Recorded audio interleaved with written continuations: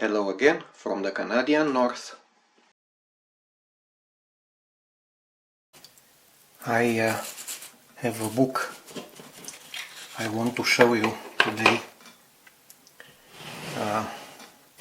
and this is not about the book. Let me rearrange here a bit. The book is called Limit States Design Structural Steel. It's a book that structural engineers in Canada and in the States also use a lot for structural design, for steel member design. Well, it has all kind of equations and stuff, and it doesn't matter. What matters? What matters is the name here, Kulak, because the book is co-authored by two wonderful professors, teachers. Kulak from University of Alberta, he passed away in 2017, and Professor Grondin in Montreal, a Quebecer. Kulak and Grondin. These are reference names for structural engineering, for steel structural engineering in Canada and North America. Now coming back to Jeffrey Kulak. Kulak is a very historic name. I will tell you the whole story. In 1930s, beginning of the 30s, when the Soviets were having problems to get the communism implemented properly in Ukraine, one of the classes, the social classes, who opposed the most the communism were the rich peasants. There were some peasants that were richer than other peasants, and they were called kulaks. Kulaks meant, for example, that you had more than 8 acres of land, or 3 hectares, or whatever. And sometimes you didn't work the acres yourself. You hired labor from outside, other peasants who were more poor, and so on. And these kulaks, they were identified by the communists as enemy of the people, and they were chased down. They were literally killed, eliminated, physically eliminated, entire families, tens of thousands of people in the beginning of the 1930s. And after that, the entire agricultural management system in Ukraine crashed, because a lot of these properties, which were not large properties, these people were not rich or super rich, they were wealthy compared to other people in the same village, but that's all. These properties fell in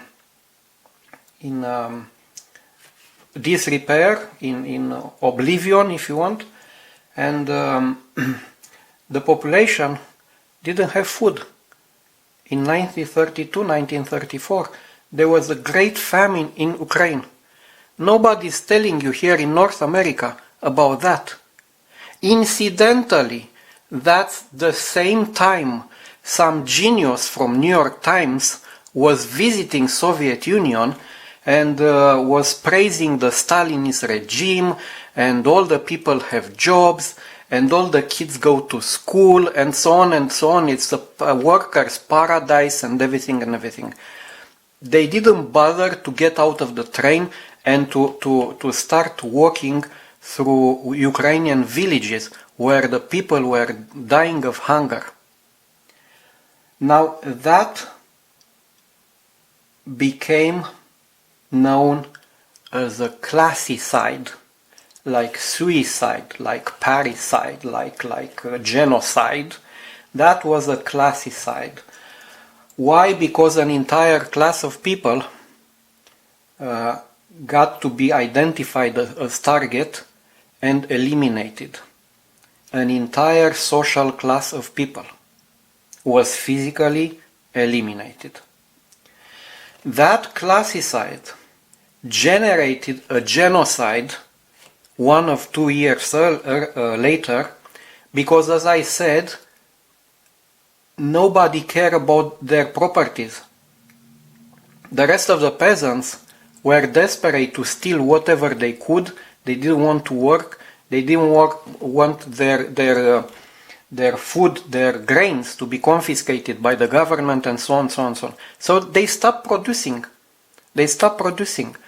And it is estimated that between 8 and 12 million Ukrainians died of hunger between 1930 and 1934 with this genial politic of the Soviet Russian communists.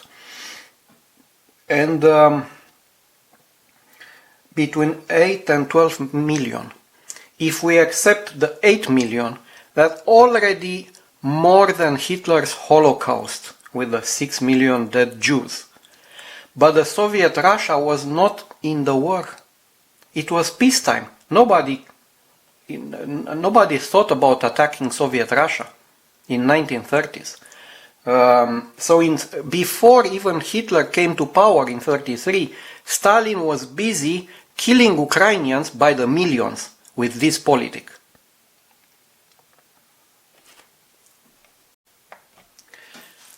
The first thing to disappear, to be declared enemy of the community, enemy of the nation, enemy of the people, was the freedom of speech. And you can see that even today, some governments in the Western world, they follow the same path. The people who dared to contest, to question the governments and the public health authorities during the Chinese virus crisis, a lot of them lost their jobs. The vaccination became obligatory, mandatory. And those people who didn't want that, they got sidelined. I'm sorry for my English, and they lost their jobs. Those who dared to protest in Canada at least got their bank accounts frozen by the government. They found right away a judge to approve this, and everything was by the book, by the law.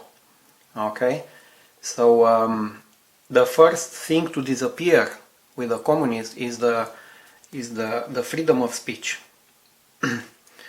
Now, the Soviets were not the first one to generate a classicide.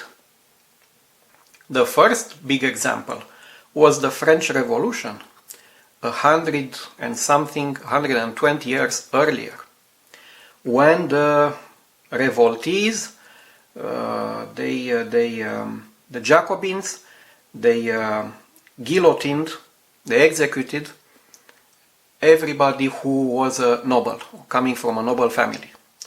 Tens of thousands of people got executed only because they were part of the noble class.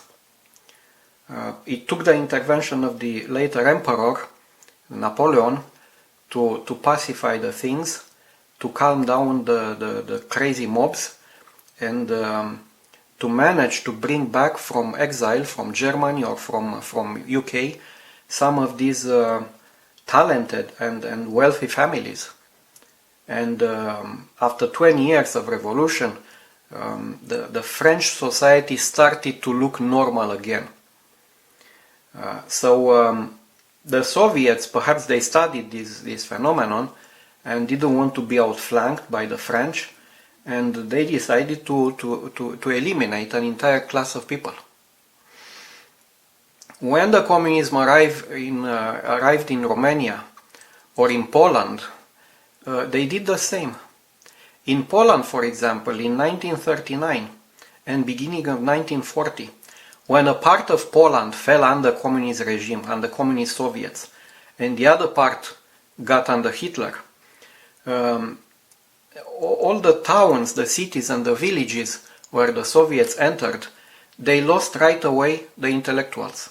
The priests, the notaries, the lawyers, the teachers in the local schools, in universities, the officers also, all these were considered enemy of the people because they knew more than the normal people. They were to be manipulated more difficult than normal people. And the Soviets put a bullet in their heads, and that's it. That was it. And this is why you had this wonderful massacre in the forest in Katyn, that of course nobody is talking about right now, because everybody wants to forget and forgive the crimes of the communism, and where tens of thousands of intellectuals, of Polish intellectuals, and Polish army officers were executed with no guilt, no judgment, no nothing. They were captured and executed. So, yeah, the first thing to vanish is the freedom of speech. So I can tell you, in 5 or 10 years from now, in this country, if things progress the way they progress now, if you don't speak the woke language, the uber leftist, the far left language, you're gonna be considered an extremist or something, enemy of the government or enemy of the people or whatever. Yeah. Call me paranoid, but I have a big advantage above you guys. I lived through it, I've seen it, and my family seen it, and I have colleagues coming from Russia and from Ukraine that their families saw it also. And don't get me wrong, Ukrainians were victims of the communism, and Poles and Romanians, but also Russians. There were tens of thousands, hundreds of thousands of people and families, of Russian families, who wanted to object, to contest, to question the authority of communism. And they ended up either in Siberia or with a bullet in the head.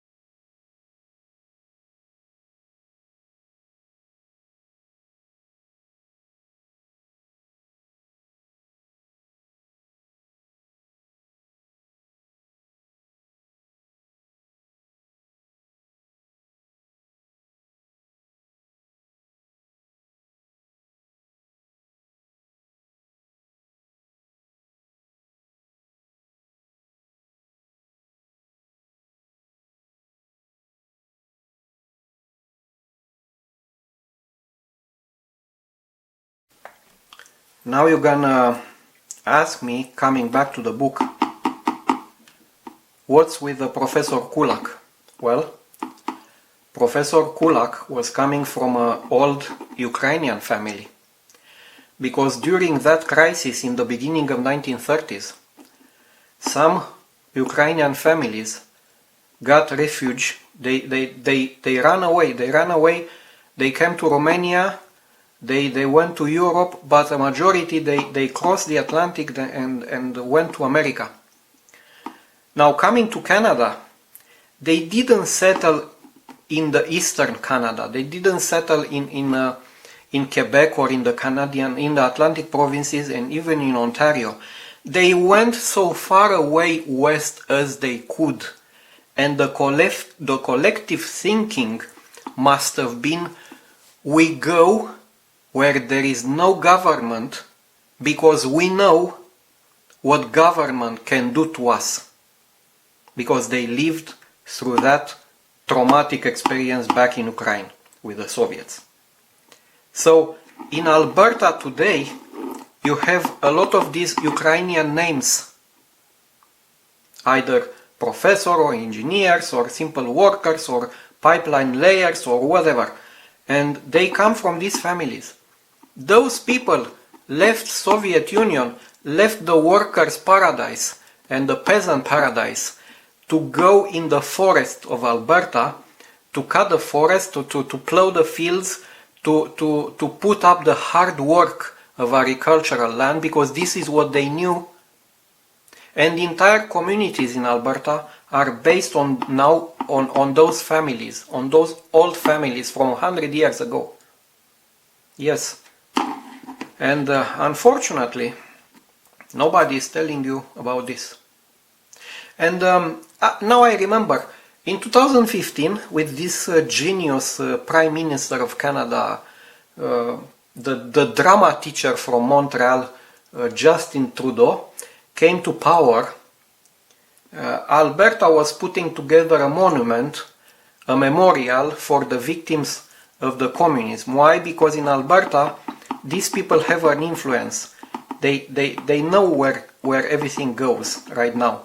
They remember, it's a multi-generation trauma what they lived. Okay? And they wanted to put together a memorial for the victims of communism everywhere in the world. And one of the first acts of Trudeau was to cut the federal money to this project. And that right away told me something about this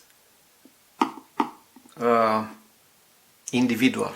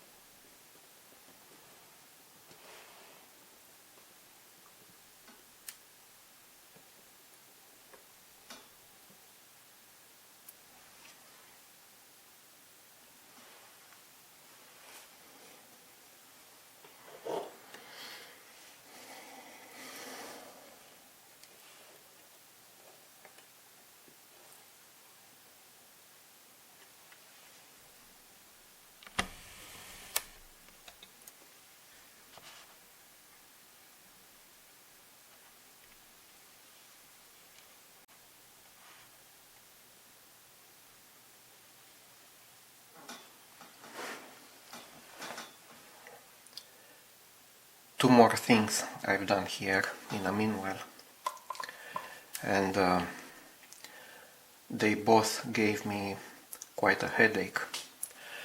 First of all, I installed the fighting top, and it didn't go well. I knocked some stiffeners below. I had to rework them, and then it needs some touch-up paint. And the second one, I installed this platform here towards the middle of the ship. This one, I think it was the C11, the plastic part, and you see it here, it matches very well, here it doesn't. I mean, it's at the proper level, but it's not, it's more like this.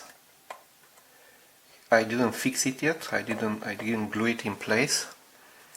I just wanted to show it like this, and then I will have to install the photo etch. 1, 2, 3.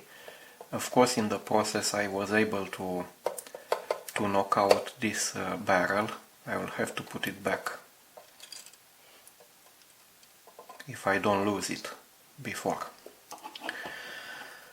So once I'm doing that, I will have to come back to install the turret, the front, the bow turret, the bow main turret, and that will complete the step 15. But first of all, let's put this platform in its place. Let's glue it in place and add the required photo etch and fix the barrel.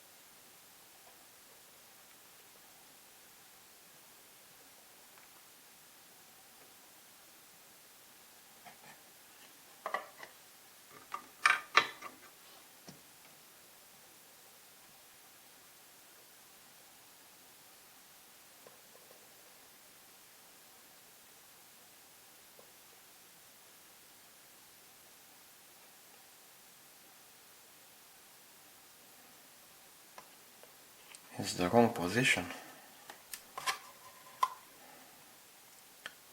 Don't know what I'm doing here. I'm gonna leave it like this.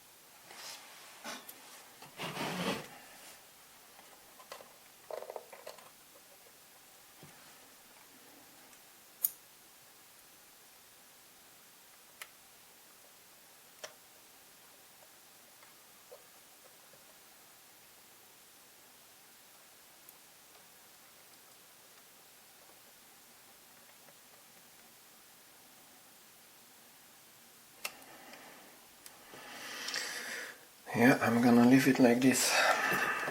So we still have the small one.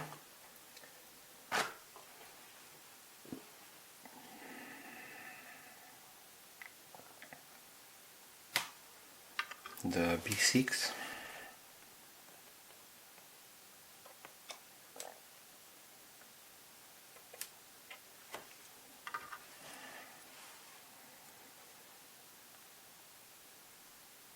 Have to clean my applicator.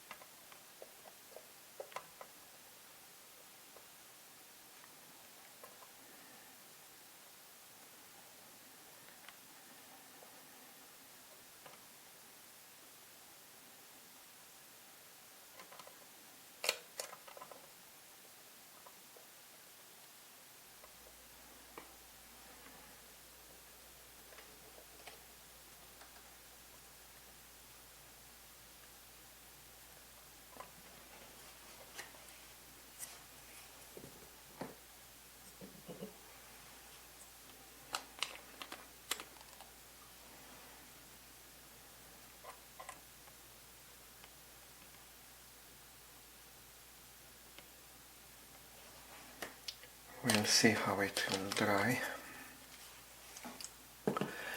And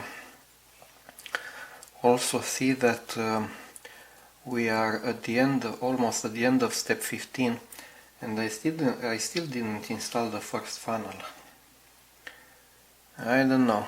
I'm a bit reticent about that. I don't know what I'm waiting for, but I don't feel like installing it now. I feel it's gonna somewhat limit my access in certain parts, and or I'm gonna knock it down later. I don't know. I'll have to start thinking about installing it, but I cannot bring myself to do it. And some other coat of paint will have to be applied here and here. I think it changes the color because of the glue underneath. We'll see when it's gonna be dry. We'll see about that. Now for the turrets, if you remember, a very long time ago we've painted the turrets differently. When we're choosing and discussing and choosing again and change our minds about the painting scheme of the ship. So if we look again at the painting scheme for the Pobieda, which was in Port Arthur after the Battle of Yellow Sea, towards the end of 1904, we can see this turret goes here, and this turret goes at the end of the ship. So this one will have to be installed here, and we'll do just that. Let's do a dry run because I have a feeling about these holes. No, this one enter there the first try. Good, very good. And we'll have to align it and perhaps deal with these guns just a bit. They will keep moving, no worries.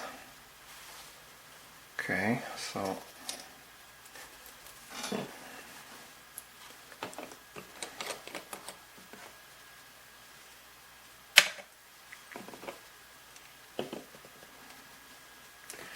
more and more I have to pay attention to the existing pieces.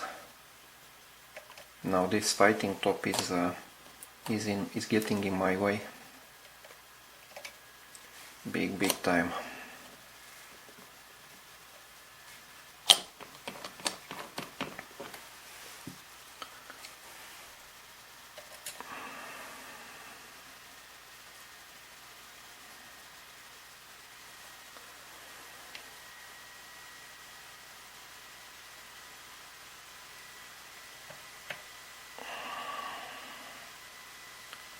Something like this. We'll align straight forward.